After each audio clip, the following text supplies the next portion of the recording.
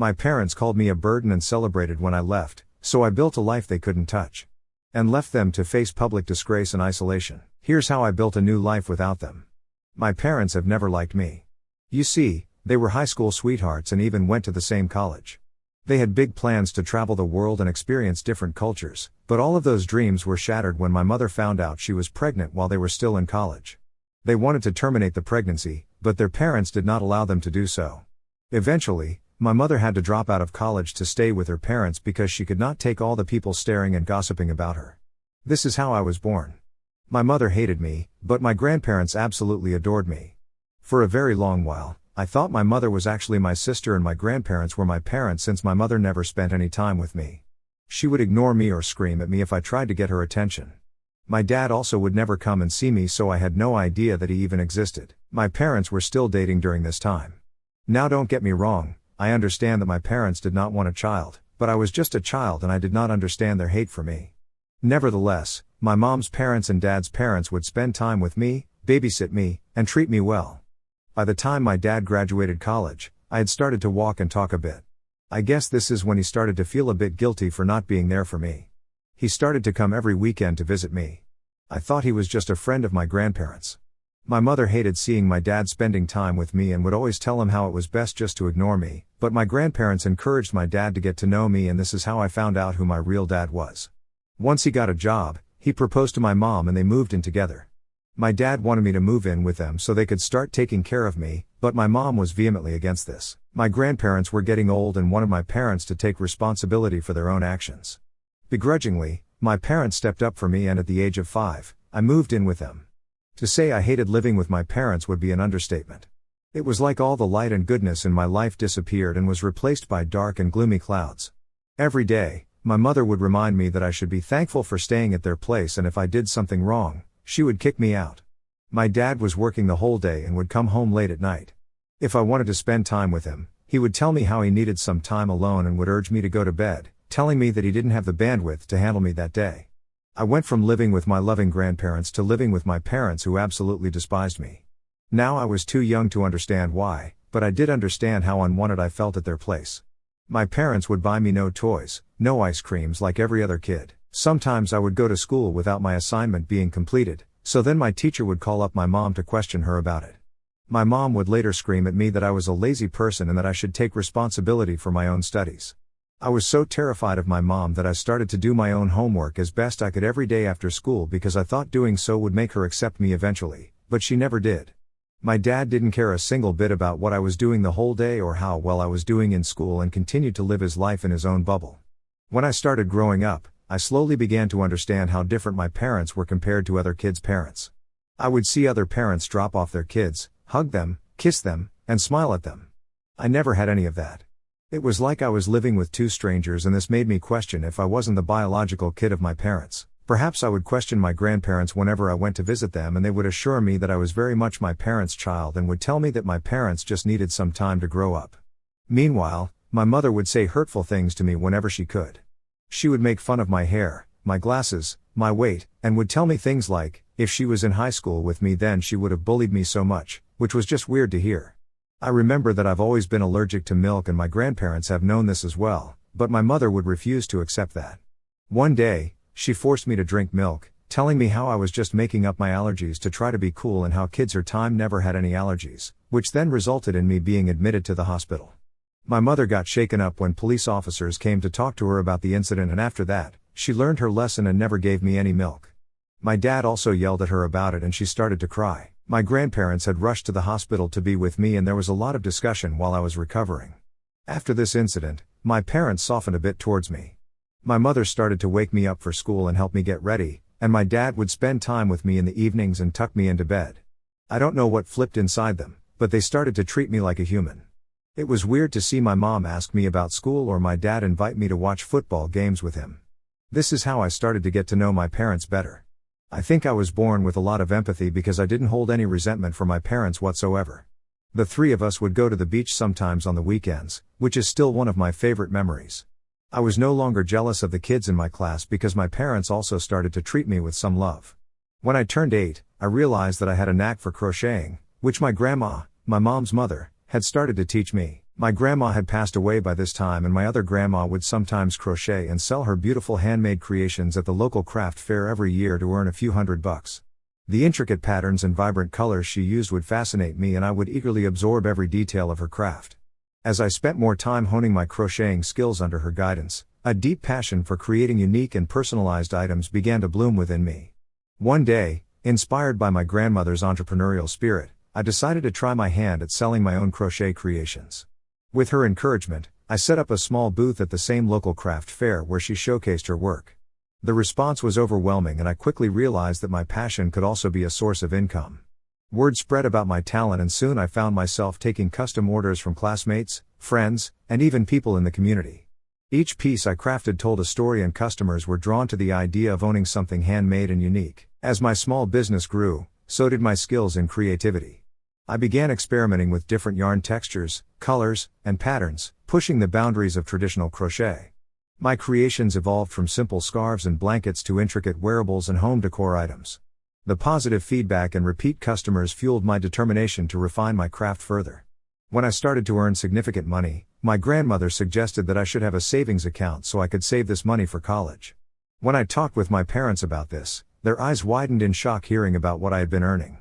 Until then, they thought it was just my stupid hobby, but when they realized that I was earning quite well for someone my age, they vehemently refused.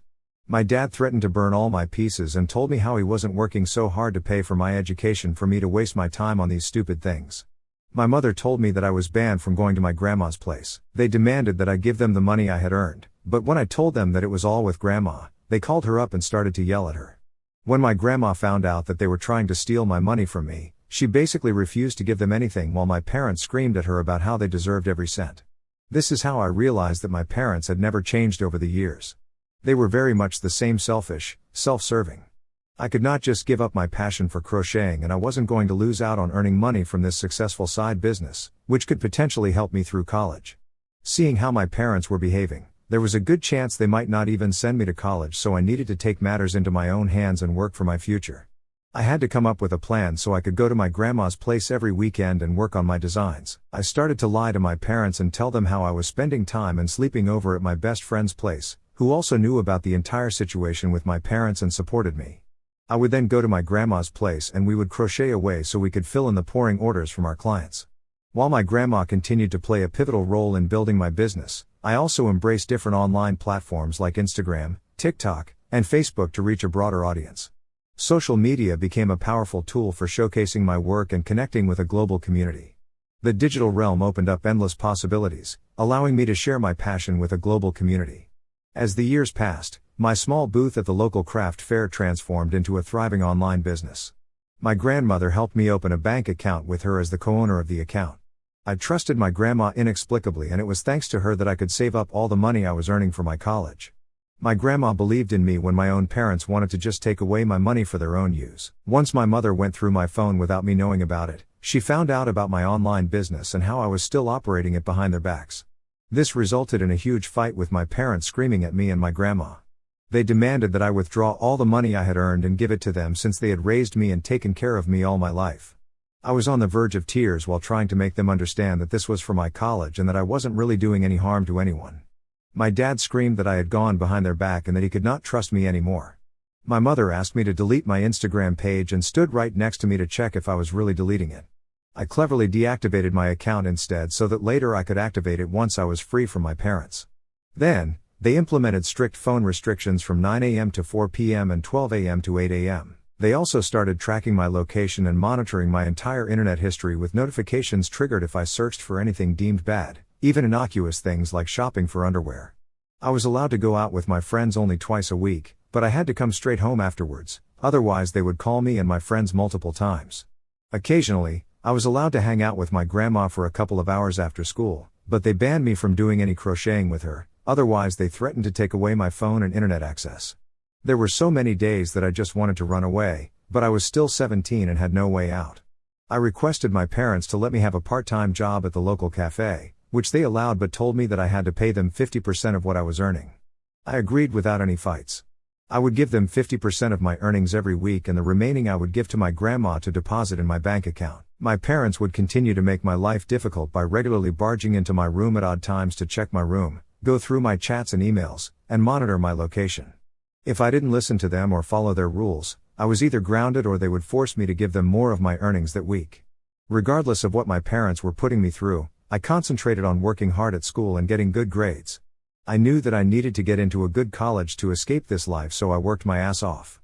The night before I was going to turn 18, I packed up whatever I had bought for myself and left other things like my clothes and my phone in the room. I made sure to wipe my phone clean so they would not find out anything about me. I also knew my parents would not allow me to take anything that they had bought for me, so I didn't take any of their stuff. The plan was already set. My grandma came to pick me up early in the morning so I could finally move in with her. My parents were shocked to see me moving out and started fighting with my grandma, saying that they were going to involve the police. I told them to go ahead since I was now 18 and could do whatever I wanted. My parents then tried to blackmail me and said how they would tell everyone about what an ungrateful daughter I was and that everyone would shun me for leaving my parents, but I did not care. They even threatened that they would not help me for college, but I just smiled since I had saved up enough and was even up for a scholarship, so I no longer needed their help. As I walked out of the house, I felt a mix of fear, relief, and determination. Little did I know, my journey was about to take an unexpected turn. The first few weeks at my grandma's place were a breath of fresh air. The strict restrictions were lifted and I could finally breathe without the constant monitoring. The first thing I did was buy myself a new phone and get a new mobile number. Next, I went to the bank with grandma and took all my relevant documents so I could convert my minor account to an individual account. I was so happy to finally get my own card and an account where I no longer had to ask for anyone's permission. I also reactivated my Instagram account so I could get back to my crocheting business. My grandma was very supportive and even offered me a small space in her house to set up a makeshift studio so I could get back to crocheting. Just a week after I had moved out of my parents' place, I found out from relatives and old neighbors that my parents had set up a party where they were finally celebrating their independence. Apparently, they were extremely happy that this was the start of their new family free from the burden of having me around and were telling people how they finally could live child-free. They had invited other child-free friends and had posted multiple pictures of themselves laughing and drinking throughout the night without a care in the world. Initially, the news stung. The fact that my own parents were celebrating my absence just a week after I had left them, showcasing their newfound freedom, felt like a cruel twist of fate. My dad's parents were also shocked to hear them celebrating and they tried to reach out to me. They would travel a lot in their RV exploring around the country, so it had been years since I had talked with them. When they finally got my new number from one of my cousins, they immediately called me asking about everything. I told them the truth about what had been happening between me and my parents and how I had left home. They were shocked to hear how my parents had been abusing me. They questioned me about why I didn't reach out to them for help, but I told them about how my parents would monitor my phone so I wasn't allowed to talk to a lot of people except a handful of friends and my grandma. This is when my dad's parents told me about how my parents never wanted me in the first place but thought they had changed over the years once I moved in with my parents and begged me to forgive them for not being there for me through all of this. They also talked with my grandma, who told them about the various fights she had with my parents in order to protect me. After this, my dad's parents took it upon themselves to tell each and every family member about what my parents had put me through. Slowly, the news spread through my relatives and family friends and everyone started calling me and offering their support. I was surprised to see how sympathetic everyone was to my plight. Some even offered me monetary compensation, but I would refuse and tell them about my crocheting business and how they could help me by spreading the word so I could get more clients. This is how my business started to slowly pick up. During this time, I had been accepted into my dream college with a full scholarship. My life was finally about to change for the better. It wasn't very far from my grandma's place, so I could come and visit her every weekend and spend time with her and work on my crocheting. My dad's parents decided to give me their old car, which needed a bit of repairing but was manageable, so it would be easier for me to come back to my grandma's place. During this time, one of my friends, who had been working for a local newspaper, reached out to me and asked me if she could write a story on me since there were not a lot of young entrepreneurs in our area who had their own businesses like mine. She told me how my story could inspire other youngsters to find their own path. After some thinking, I agreed to sit for an interview. I honestly didn't think it was a big deal since my business still needed a lot of work, but nevertheless, I hoped that if there was a kid out there like me stuck in a toxic environment, they would read my story and feel inspired. When my story came out, it felt surreal to see my own story in the paper. I know it's a very small achievement to be featured in your local paper, but for the first time in a very long time, I felt proud of the fact that I had worked so hard on my business despite all the difficulties. My grandma was extremely proud of me and other relatives and friends started reaching out to me, congratulating me for this success. This was a new feeling since my parents had never supported nor complimented me on my hard work while growing up. My parents must have read the story as well, so they called my grandma to scream at her about how I betrayed them by going behind their backs. They told me and grandma that since I had started the business while still living with them, I needed to not only give them credit publicly since relatives had been bashing them ever since I told them about their controlling behavior, but that I also needed to share with them my profits. They threatened to take me to court, but my grandma told them that I had done all the business under her roof so they could try going to court over it if they wanted because they would lose. I was so pissed at how my parents were behaving that I wanted to scream and yell at them, but I knew I could not do that. So instead, I organized a small celebration and invited my close family members and friends so we could celebrate the success of my hard work in business. I was anyways going away to college, so I felt like I deserved one last hurrah with people who genuinely loved me. We had a great time throughout the night. Of course, word got back to my parents and I don't know how, but they got their hands on my new number. So they've been texting me about how I'm just an ungrateful daughter and about how they wish they never had me. My dad had even sent a long text about how he spent all his life providing for me and yet here I was wasting away my money by celebrating with other people. Ida for having a party to celebrate with my loved ones when my parents also had a celebration after I moved out. When I posted my story on Reddit, I had no idea it would blow up in just a few days. I've seen my story on TikTok and it scares me that my parents might find out about this. For my sake, please pray that they don't find out anything. I understand that a lot of people want me to block my parents permanently and I plan on doing exactly that. However, I do want to send them a final email telling them about everything that they put me through so they know exactly what I've been going through. I am not a doormat like some of you have been calling me.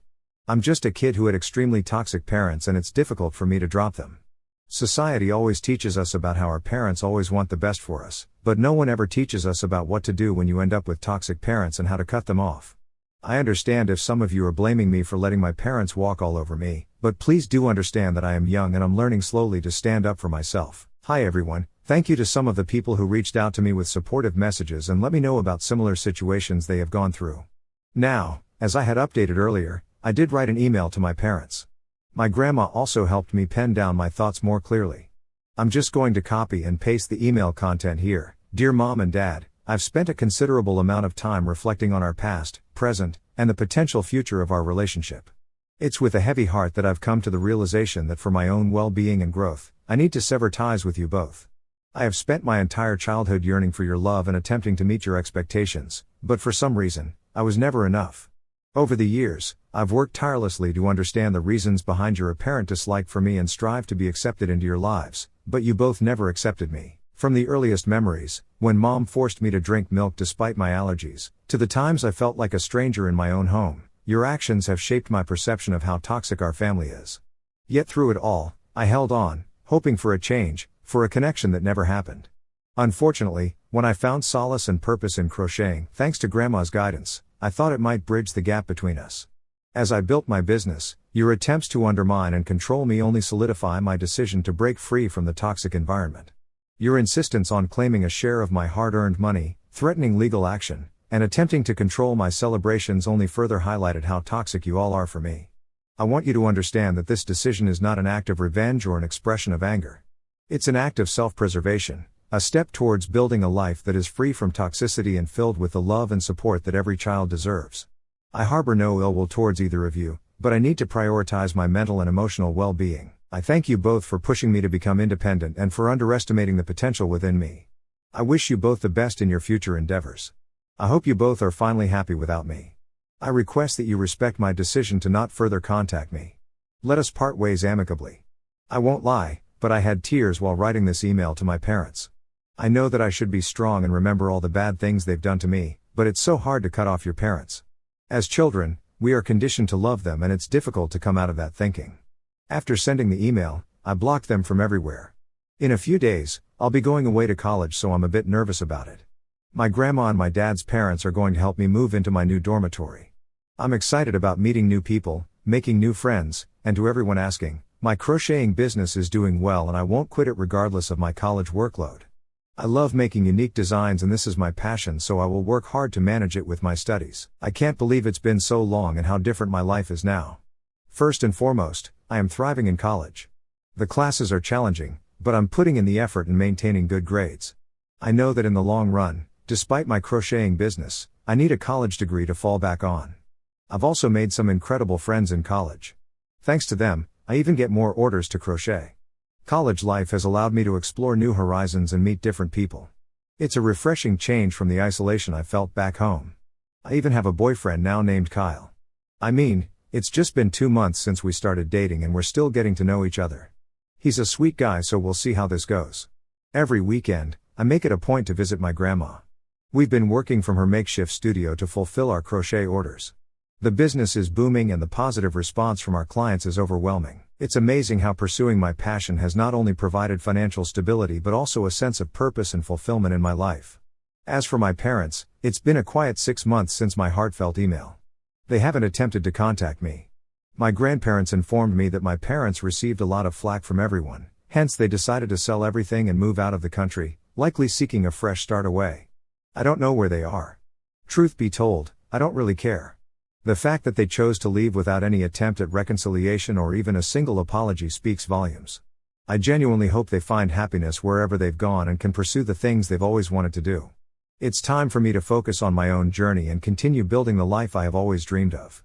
I want to express my gratitude to all of you who've been following my story and offering words of encouragement. Your support has meant the world to me. If there's one lesson I have learned through all of this, it's the importance of surrounding yourself with people who uplift and believe in you. Thanks to my grandma and friends who believed in me.